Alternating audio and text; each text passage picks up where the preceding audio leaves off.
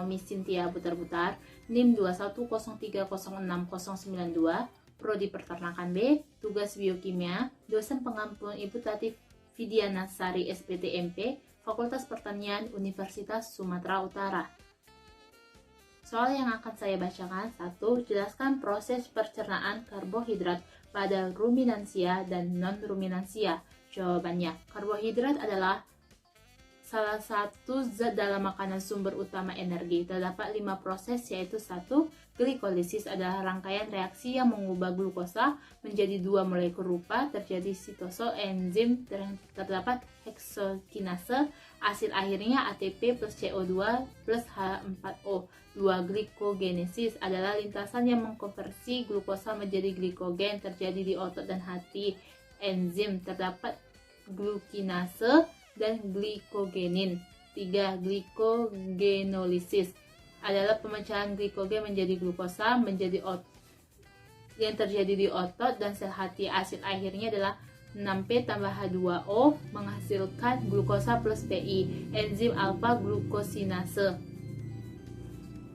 fosforilase dan glikogen. 4. HPM shoot, jalan lain untuk oksidasi glukosa, tidak menghasilkan ATP, terjadi di hati, lemak, dan eritrosit. 5. Gluconeogenesis adalah proses pembentukan glukosa terjadi di hati dan ginjal, dan enzim yang terdapat adalah fruktosa 1,6 bifosfatase.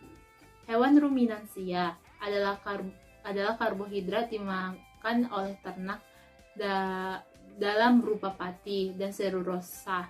Hemiselulosa terdapat di bakteri selulotik. Untuk selulosa 75%. Pakan berasal dari hijauan, serat kasar, dicerna fermentasi di rumen. Selulosa diubah menjadi seriosa dan mikroorganisme. Rumen dihidrolisis dan menghasilkan glukosa. Terdapat 2 jalur, yaitu jalur reduksi langsung yang tidak acak, siklus agresi, dan jalur asam dikarboksilase acak. Pemecahan karbohidrat dalam rumen terdapat 2 tahap, yaitu pemecahan karbohidrat menjadi glukosa dan pemecahan glukosa menjadi pirufat, asam lemak, dan hasil VFA. Pemecahan karbohidrat kompleks cukup tinggi, maka dihasilkan produk fermentasi yang menghasilkan asam, asetan, dan butirat. Hewan non-ruminansia adalah terdapat enzim pepsin diubah ke pepton HCl, berfungsi untuk mengaktifkan pepsinogen, difermentasikan di lambung oleh mikroorganisme yang diteruskan ke usus duodenum. Monosakarida dihasilkan selama proses pencernaan menjadi VFA. Jika pemberian pakan sedikit, monosakarida lolos dari fermentasi di rumen, yang diserapkan. Ruminansia sama dengan non-ruminansia. Soal nomor 2, jelaskan metabolisme karbohidrat pada hati. Jawabannya, fungsi hati dalam karbohidrat yaitu 1. Menyimpan glikogen, 2. Pembentukan banyak senyawa, 3. Mengubah laktosa menjadi glukosa. Makanan yang dimakan akan membuat gula darah naik. Di dalam plasma diubah menjadi glukosa 6-fosfat atau metabolit disimpan bentuk glikogen. Jika gula darah tersebut turun, dari hati akan mengeluarkan glukosa menjadi glikogen dari asam laknat dari hasil dari metabolisme. Senyawa gula dalam bentuk fruktosa, glukosa dan mannose akan diabsorpsi di dinding usus lalu dibawa ke darah oleh hati. 3. Jelaskan proses pencernaan protein pada ruminansia dan non-ruminansia. Jawabannya, protein non-ruminansia dimulai dari protein perombakan protein menjadi asam amino. Diunggas dimulai dari paru, disimpan di tombolo, lalu di proventriculus. Maka makanan itu akan diaduk, dicampur dengan getah atas HCl dan pepsinogen, lalu didorong ke ventriculus, ke usus halus, dicampur dengan empedu, menghasilkan sel hati dan diakhiri di kloaka. Meliputi reaksi deaminasi dengan siklus urea, enzim yang bekerja di hidrolisis, yang bekerja pepsin, tripsin, dan diaborsi ke dinding usus asam amino sampai ke pembuluh darah. Ruminansia memiliki fungsi yaitu 1.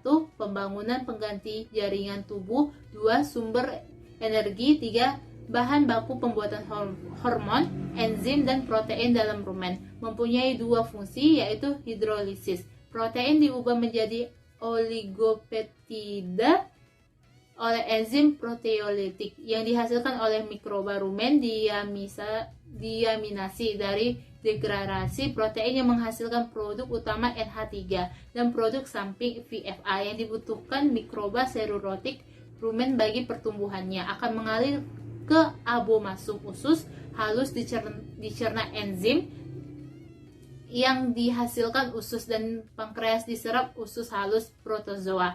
Dapat memakan bakteri dan meningkatkan protein di rumen. Ukuran usus ukuran besar seperti kroplas yang dihidrolisis sesuai ukurannya. Soal nomor 4. Jelaskan metabolisme protein pada hati. Jawabannya, fungsi hati dalam metabolisme protein yaitu 1. Diamisi asam amino dapat dipergunakan untuk energi, 2. Pembentukan protein plasma dan pembentukan asam amino non esensial, tempat penyimpanan vitamin dan zat besi. Hati mengatur kadar asam amino dalam plasma, memecahkan kelebihan asam amino dengan mengubah nitrogen menjadi urea dan mentransfernya ke ginjal. Metabolisme intermediate dan dipakai untuk mensintesis glukosa atau ATP. Banyak protein atau peptida plasma dibentuk dan dipecahkan dalam hati dengan mengubah gugus asam amino dengan tapian menghasilkan energi tubuh kembali menjadi lemak karbohidrat. Soal nomor 5, jelaskan proses pencernaan lemak ruminansia dan non-ruminansia. Jawabannya, lemak ruminansia adalah salah satu komponen makanan kandungan lemak yang terdapat di dalam pakannya 3-10%, yang terdiri dari glikolipid, lemak pakan, dan protozoa, dan bakteri merupakan lemak di rumen. Sistem pencernaan hidrolisis atau lipolisis diputuskan ikatan ester trigliserida, fosfolipid, dan glikolipid oleh bakteri rumen yang dihasilkan asam lemak, gliserol, dan galaktosa. Asam lemak tak jenuh yaitu linoleat akan dipisahkan dari asam lemak, gliserol, dan galaktosa kemudian diubah menjadi VFA. Proses hidrogenasi asam lemak tak jenuh terjadi di rumen. Terjadi di isomerisasi menyebabkan pengurangan asam tak jenuh. Asam lemak esensial rusak, tapi karena tidak mengalami defisiensi, lipid masuk ke duodenum sebagai asam lemak bebas. Dengan kandungan asam lemak jenuh tinggi diserap oleh dengan asam lemak rantai tinggi dan akan masuk ke dalam epithelium usus halus, disintesis menjadi gliserol oleh enzim lipase. Asam lemak Cl4 membentuk trigliserol dan epitel usus reaksi gliserol dan kolesterol, membentuk 5 mikro dan masuk ke peredaran darah lalu diedarkan ke tubuh. Asam lemak rantai pendek hasil hidrolisis diserap oleh dinding rumen. Non-ruminansia dimulai dari proses hidrolisis lemak triserida dari makanan yang dikonsumsi oleh enzim lipase menghasilkan asam lemak bebas dan gliserol, diserap di usus dan ditransportasikan lewat darah ke hati untuk membentuk asam pirufat, lalu dioksidasikan menghasilkan energi. Micelah adalah bentuk rumen usus non-ruminansia. Gliserol dan asam lemak rantai pendek dapat diserap langsung lewat portal yang mengalami pemecahan asam lemak menjadi rantai 10 dan 2 monogliserida. Soal nomor 6, jelaskan metabolisme lemak pada hati. Jawabannya, metabolisme hati pada asam lemak dibentuk di hati selanjutnya sebagai bentuk lemak fosfolipid ke dalam aliran darah sebagai kompleks dengan protein dalam bentuk lipoprotein. Hati mengambil asam lemak dari asam plasma. Penting hati mengubah asam lemak menjadi badan keton dan mengeluarkan cairan empedu yang dihasilkan hati akan memecahkan lemak agar mudah dicerna, lalu disimpan menjadi lemak hati dan dikeluarkan dalam bentuk energi lemak. Proses glikolisis mengalami tiga asam lemak tersebut dengan VFA dan gliserol oksidasi. Asam lemak untuk menyerupai energi bagi fungsi tubuh melalui sintetis kolesterol lipoprotein dan sintetis lemak dari protein dan karbohidrat. Nomor 7, jelaskan hubungan antara karbohidrat, protein, dan lemak. Jawabannya, hubungan antara karbohidrat, protein, dan lemak yaitu proses perombakan senyawa kompleks menjadi senyawa sederhana menghasilkan energi tubuh. Nutrisi didapat dalam makanan. Karbohidrat dipecah menjadi glukosa, protein dipecah menjadi asam amino, lemak dipecah menjadi asam lemak, dan gliserol glukosa dirombak dengan tahapan glikolisis dekarboksilasi oksidatif. Asam pirufat siklus Krebs dan transport elektron. Asam pirufat dipecah menjadi asetik-CoA dalam proses dekarboksilasi oksidatif. Asam pirufat lalu asetil CoA, lalu ke siklus Krebs, lalu ke transport elektron, dan terbentuklah ATP. Asam amino dipecah gugus amino dengan gugus asam di dalam hati yang dikeluarkan oleh urin atau ginjal, lalu masuk ke siklus Krebs melalui asetil CoA.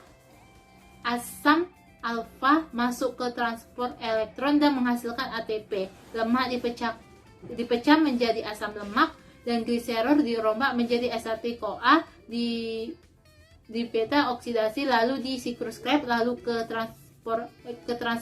ditransfer ke elektron jadi karbohidrat. Protein dan lemak juga dapat menghasilkan energi yang digunakan sebagai sumber energi bagi tubuh. Terima kasih Bu, sekian dari menjawab makalah saya. Mohon maaf bila saya melakukan kesalahan.